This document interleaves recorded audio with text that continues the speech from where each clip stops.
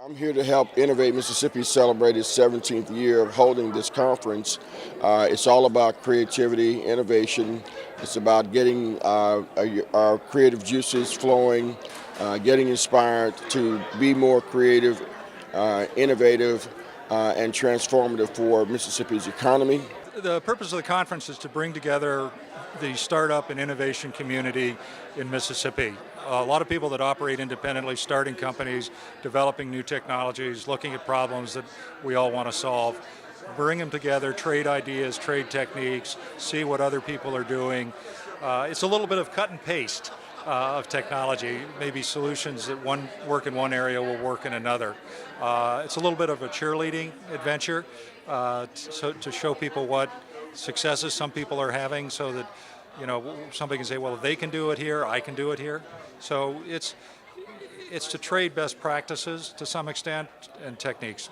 It brings creative people together, first of all, and it brings people who are of a mindset to stop doing things the way we've always done it, and to look for opportunity through innovation, whether it's technology or otherwise. Bill Rabin did a great job of talking about the fact that you have to go against the tide. A lot of times you have to swing for the fences and be a risk taker. We need more risk takers in our economy if we're going to grow Mississippi's economy today. I came to find out more about Innovate Mississippi and to see the opportunities that are available and the support that they provide to various groups around the state, and really just learn more about them. Well, I think we can be supportive of efforts such as this, and I think it's all about certainly the present, but also the future. We've got to get out to our schools, and I was just having a conversation with someone from Mississippi State, and they're providing some resources for schools to learn more about coding and different aspects, because technology is the future. It is right here. None of us can live without our smartphone in our hands, and we've got to be supportive. And from a legislative standpoint, that may be supporting different programs through our appropriations process, but I think we've got to be open to that and realize we've got to support this technology and entrepreneurship. It's really the future of our state. This seems to be another event where Innovate has brought together the community of business innovators, folks that are trying to move the state forward, and their personal enterprises. It's a good group of people that want to see what can happen here. I was pleased to see that there was a lot of diversity in the room. There were a lot of women. There were a lot of persons of color. We even had an elementary school president that was showing how it is using its own school experience to foster more innovation. So I'm very encouraged by all of that. What I'm looking for is to talk to people, usually in the aisles. A lot of the interesting stuff that happens here, in addition to what happens in the meetings, is what happens in the hallways. And I haven't made it into the meetings only because I've met so many people here that I can connect with other people to help their startup companies or help them develop their ideas. It becomes an exchange of information. A lot of the stereotypes that people have about Mississippi don't apply. There's a lot of things going on here, like Basecamp Coding Academies that's teaching coding to kids that otherwise didn't have a future, and a year from now could be $50,000, $60,000 a year coders with a future. I spoke with an advocate for climate change a few minutes ago who's got some interesting ideas about what can be done in that area that might work in Mississippi. So it's exchanging views with people that have different approaches to common problems, and some of them will work and some of them won't.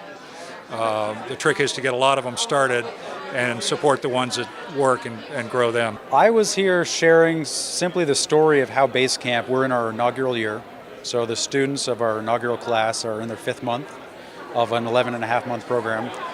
The story of how easy in the Mississippi culture, the support networks that already exist, it has been to put together the funding, put together the support networks with the community colleges, with the high schools, through the public education institutions, and identify the students, put them in a safe environment, and just let them go with the appropriate teacher and staff. We have started with 14 students June the 1st of this year. They had just graduated from high school. Most of them didn't have more than 4 or 5 days of vacation, so to speak, before they came right into our class, which is all day, every day, 8-hour a day class, strictly focused on learning the programming curriculum. We still got 12 of those original 14, so we're very happy with the retention. Honestly, it's better than what we expected it to be. And so far, so good. They're doing great. They're ahead of pace in terms of the curriculum. They're excited to be there every day. Our absentee rate is almost zero, so it's so far exceeded our best expectations. Software development is still new. It still has that aura of the unknown, but it is not the rocket science that folks have feared. And we are finding that taking young adults who are graduating from high school, who do not have an alternate career track, if they have the work ethic, if they have the drive, essentially anyone can apply themselves to thinking logically and prescribing some sort of methodology for a machine to make a decision in the absence of a human being. We were talking earlier today about how it's easier to identify a business these days that does not need some sort of software component, from a commerce website to managing your people, retail, inventory management. And so coding has become the must-have skill set for almost every industry in Mississippi, and it is very undersourced right now. Our universities are struggling to scale up, and we're now scrambling for any alternative to find skilled labor that is happy and ready to work in the state. Want to know more about it? We've got a great website out there. It's basecampcodingacademy.com, so all together, and take a look. It's great things going on there. I think the successes that we've had in Mississippi, it is so impressive to hear different startups and different entrepreneurs. I was listening to the competition that they had, the Shark Tank type competition they had, and they were telling me about the third place winner was this incredible idea, and I thought, if that's the third place winner, what's the first place winner, you know? So I just think we have a lot of opportunities here in Mississippi. We have such creative, smart folks here, and we need to support them in order to grow our economy, in order to have a better workforce, and that's what I'm looking for as in government in Mississippi. Mississippi clearly is the best place to do business. The environment is perfect for business here. There's a low cost of living. We have lots of people that are on board. You have local, state, and federal government officials that are supportive of business development and those opportunities. We have the lowest tax rate that you can find anywhere. So we know that we're set up that way. We also have universities and community colleges that are doing a great job on training and giving those opportunities. So when you look at some of the incubators that are there on some of our university campuses and the success stories that those have brought, and you look at the innovation that we have not just in industry and the Internet of Things, but also look at healthcare. Look at the great job that Mississippi has done through the University of Mississippi Medical Center on telehealth issues to help address physician shortages in this state. And these are things that draw people to our state and create that environment to allow people to succeed in business. I think the most important thing is believe in Mississippi. I came to Mississippi in 2008. I've been stunned by the fascinating, creative, innovative things that people are doing here. We need to support the innovators and business builders, both business entrepreneurs and social entrepreneurs in Mississippi. There's a lot here that we can grow. Just look for it and believe that it can happen. Some of the most stunning things have come out of Mississippi. Right now, financial tech is popular. Well, 10, 12 years ago, an Ole Miss professor started a financial tech company and just sold it for $500 million, created 45 millionaires in Mississippi because all the investors were in Mississippi. So that's a business entrepreneur that was a success. Who would have thought a financial tech company, which has only become popular on the East Coast and the West Coast within the last few years, would be started in Mississippi 10 years ago? But this is a state that gave you B.B. King, it gave you the Muppets, gave you Oprah. There's a lot of creativity here, and that creativity is not limited to the arts.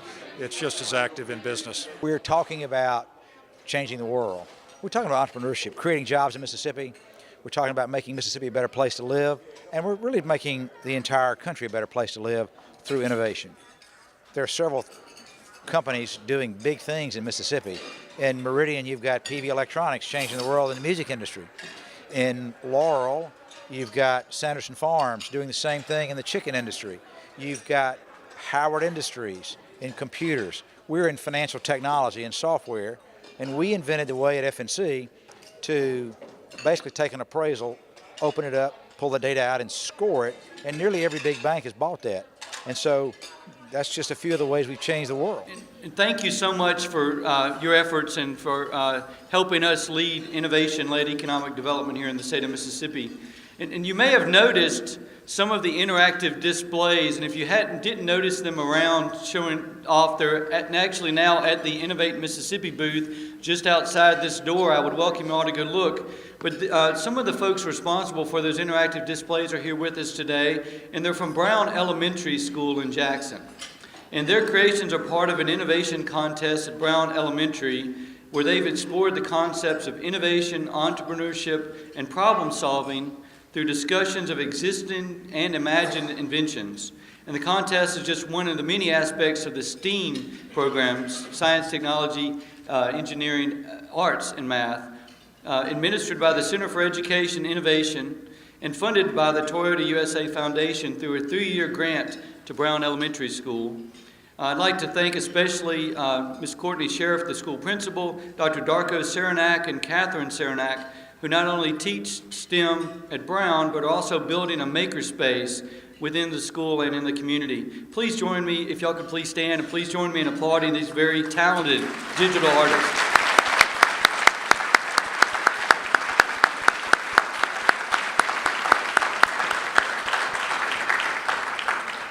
And again, their displays, which are digital, are on the booth for Innovate Mississippi just outside the door. Certainly welcome you all to go take a look when you leave the luncheon today. Next, it's my honor to announce the recipient of the 2016 John I. Rucker Community Innovation Leadership Award. And Innovate Mississippi formed this award many years ago to recognize the outstanding efforts that have been through partnerships of government, academia, and the private sector that successfully drive innovation-led economic development and support the state's economy, creativity, and job growth. The annual award is named in honor of the late John Rucker, who served a decade as executive director of the Oktibbeha County Economic Development Authority, laying the ground for technology-based economic development in that area in conjunction with Mississippi State University. He was a visionary leader, an economic developer, and a good friend to Innovate Mississippi. This year, the John I. Rucker Community Innovation Leadership Award is presented to John Maynard, President and CEO of the Oxford-Lafayette County Economic Development Foundation. Oxford has become a major hub for entrepreneurial activity in the state, and that's in large part due to the work of John Maynard and the Oxford-Lafayette County Economic Development Foundation. John's ability to collaborate with the University of Mississippi and the business community in fostering an environment where entrepreneurs not only grow their companies but have a support system in place to do so has been both substantial and significant. And at this time, we'd like to ask John to come forward and accept the prestigious award.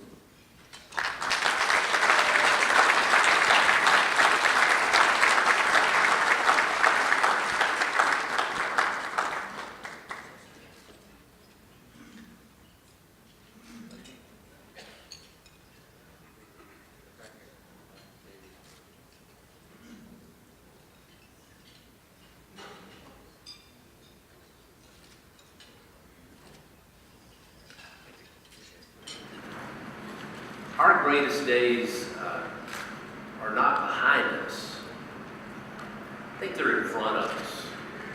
And we need to look at it that way. And one thing I do is I represent about 750,000 people in our state.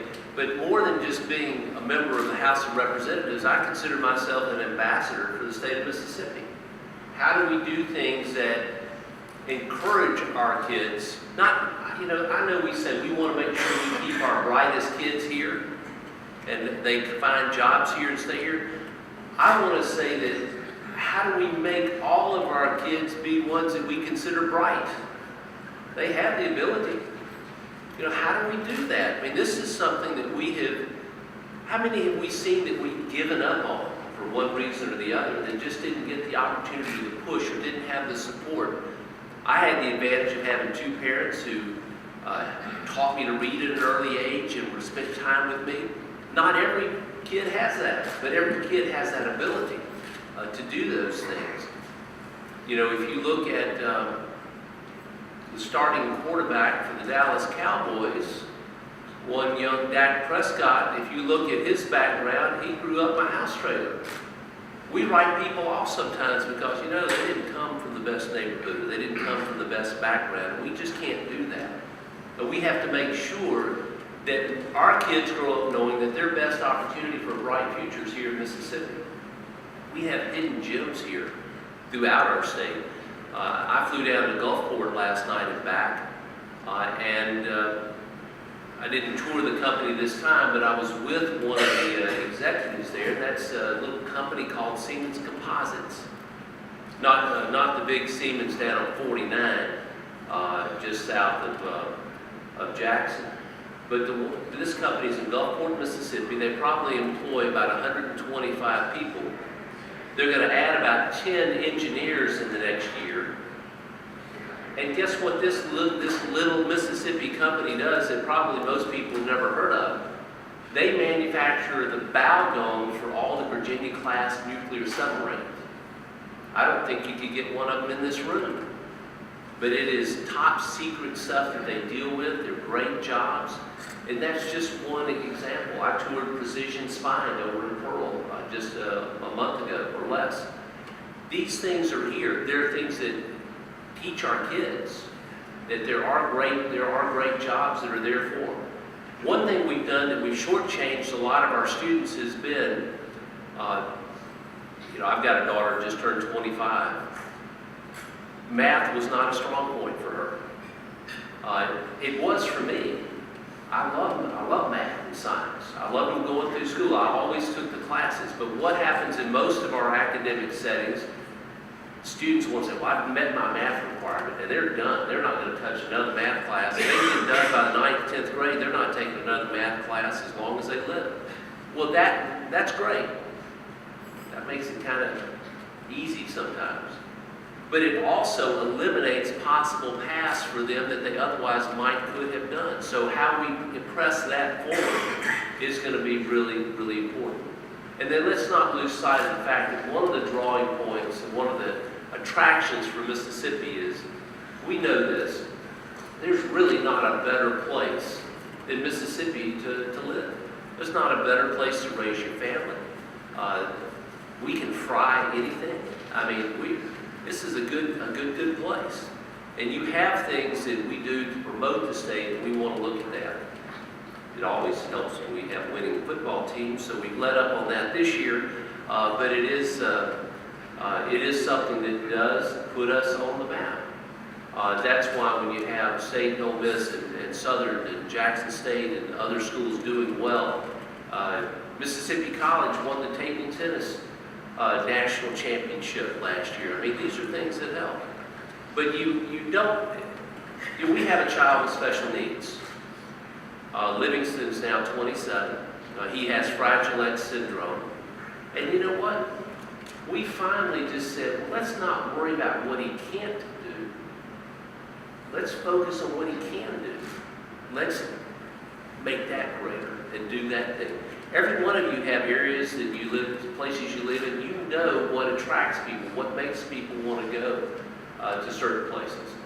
I mean, Mayor Bowman, we're going to Canton during Christmas.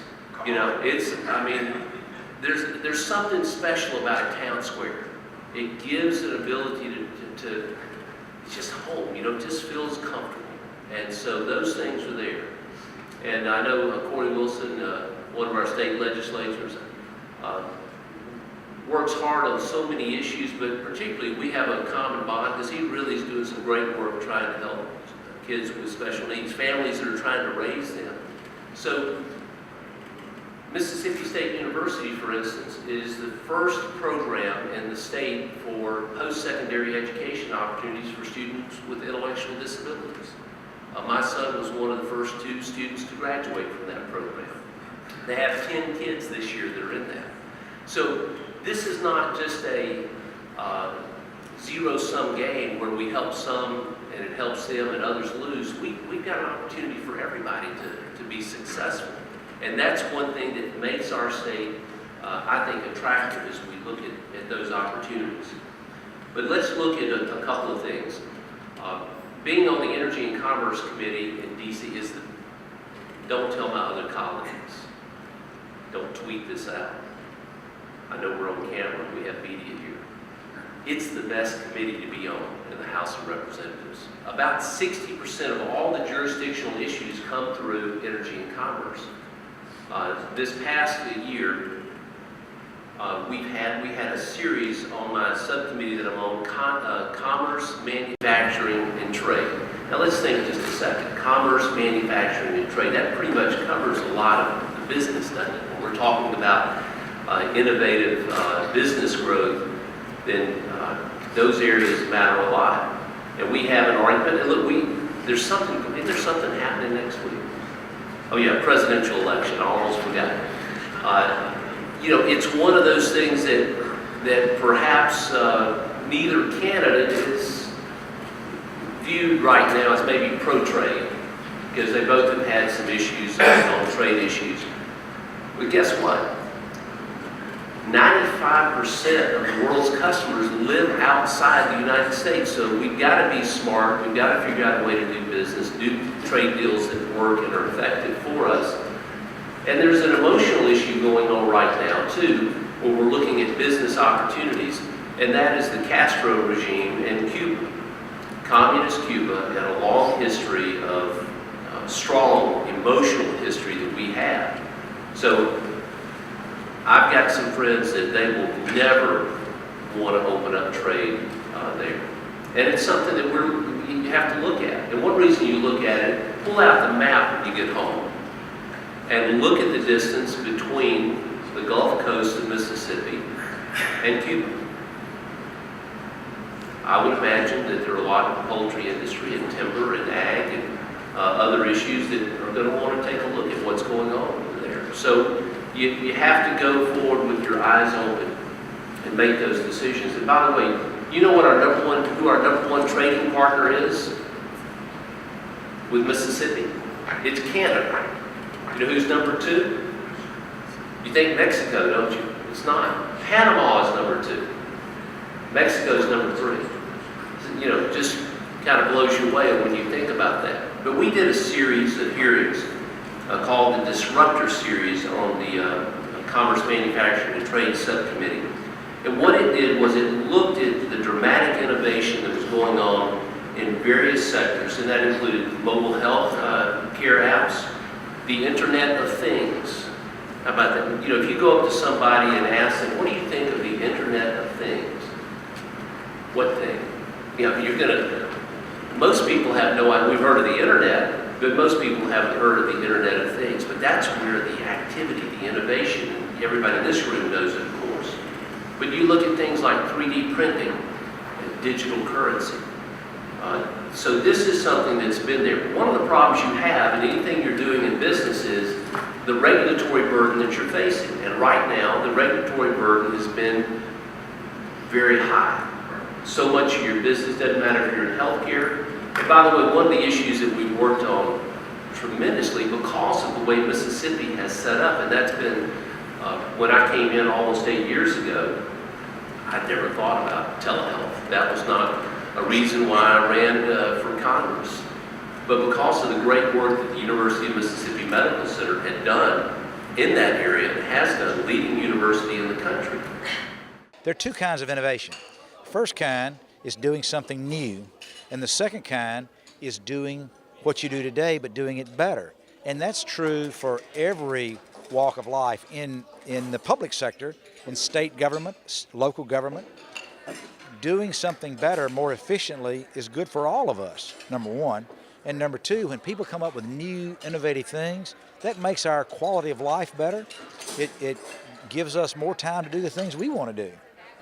Well, certainly for me as a member of Congress and a self-titled ambassador for Mississippi, you have to tell these success stories. When you look at companies like Camgian, you look at Basecamp, you look at success stories like Siemens Composites down in Gulfport, Mississippi, or Precision Spine in Pearl. These are things that we need to show and they should be things that are taught in our schools so that young people say, you know, there are people here that have been successful. We want our young people, as they're educated through high school and college, to know their best opportunities for their future are in Mississippi. And we want them to be taught here and to come back here and contribute to the great success of our state. We don't give Innovate Mississippi enough in the way of state support for what they're trying to do.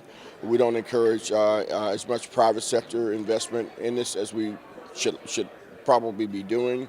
We need to create places where this innovation can take place that are friendly to young entrepreneurs or entrepreneurs in general, whether it's office space, whether it's the technical infrastructure, whether it's putting the kinds of angel resources in place that will help folks with great ideas get off the ground.